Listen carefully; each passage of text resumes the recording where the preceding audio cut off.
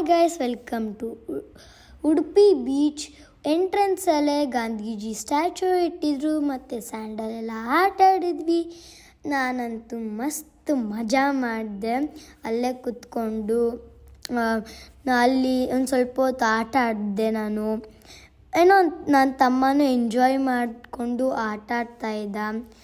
ಅಲ್ಲಿ ನಮ್ಮ ಹೆಸ್ರನ್ನ ಬರೆದಿದ್ವಿ. ಅಲ್ಲಿ ಅಲೆಗಳು ಬಂದು ನೀರು ಬರ್ತಾಯಿತ್ತು. ನನ್ನ ತಮ್ಮ ಮುಂದಕ್ಕೆ ಹೋಗ್ತಾ ಇದ್ದ, ನಾನು ಬರ್ತಾಯಿದ್ದೆ. I was telling him to stop, ಹೋಗಬೇಡ ಅಲ್ಲಿಗೆ ಅಂತ. ಬಟ್ ಅವನು ಹೋಗ್ತಾ ಇದ್ದ. ಆದರೆ ಅವ್ನಿಗೆ ಖುಷಿ ಇತ್ತು. ಅಲ್ಲಿ ಫುಲ್ ಸಮುದ್ರ ಎಲ್ಲ ಉಪ್ಪು.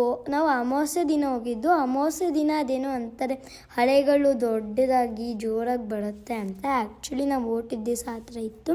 ಹಾಗೆ ನಾವು ಬೋಟಲ್ಲಿ ಹೋದ್ವಿ ಐಲ್ಯಾಂಡ್ಗೆ. ಐಲ್ಯಾಂಡ್ ಹೆಸರು ಸ್ಯಾಂತ ಮೇರಿ ಐಲ್ಯಾಂಡ್ ಅಂತ. ನನಗೆ ಅರ್ಥ ಆಯಿತು ಏನಂದರೆ, ಈ ಎಡ್ಜಸಲ್ಲಿ ಮಾತ್ರ ಅಲೆಗಳು ಬರೋದು.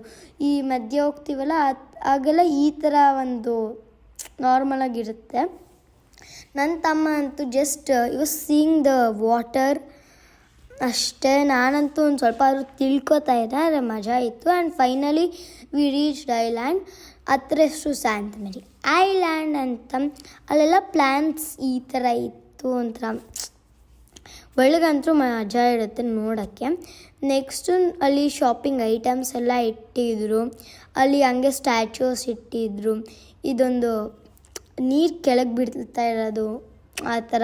ಹುಡುಗೆಲ್ಲ ಪೇಂಟ್ ಮಾಡಿ ಅಲ್ಲೇ ಬಿಸಾಕ್ಬಿಟ್ಟಿದ್ರು. ಅದ್ರ ಮೇಲೆ ಎಲ್ಲ ಕೂತ್ಕೊಳ್ಳೋದಾಗಲಿ ಚೆನ್ನಾಗಿತ್ತು. ಆ್ಯಕ್ಚುಲಿ ಐಲ್ಯಾಂಡ್ನ ನೋಡಿದ್ವಿ. ಅಲ್ಲಿ ಮಧ್ಯ ಎಲ್ಲ ದೊಡ್ಡ ಕಲ್ಲು ಅಥವಾ ಏನೋ ಒಂಥರ.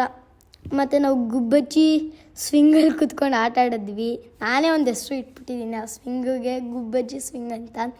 ಆಮೇಲೆ ಎಲ್ಲ ಸ್ವಿಂಗೆಲ್ಲ ಆಡಿ ನಾವು ಅಲ್ಲಿ ಮಾತ್ರ ಹೆಜ್ಜೆಗೂ ಕಪ್ಪೆ ಚಿಪ್ಗಳಿತ್ತು. ಆದರೆ ನಾವೇ ಅದೆಲ್ಲ ಕಲೆಕ್ಟ್ ಮಾಡಿದ್ವಿ. ಅಲ್ಲೂ ಕೂಡ ಒಂದು ಸ್ವಲ್ಪ ಆಟ ಆಡಿದ್ವಿ. ನನ್ನ ತಮ್ಮನ್ನ ಕಟ್ಕೊಬಿಡೋದೇ ಆಗಿತ್ತು.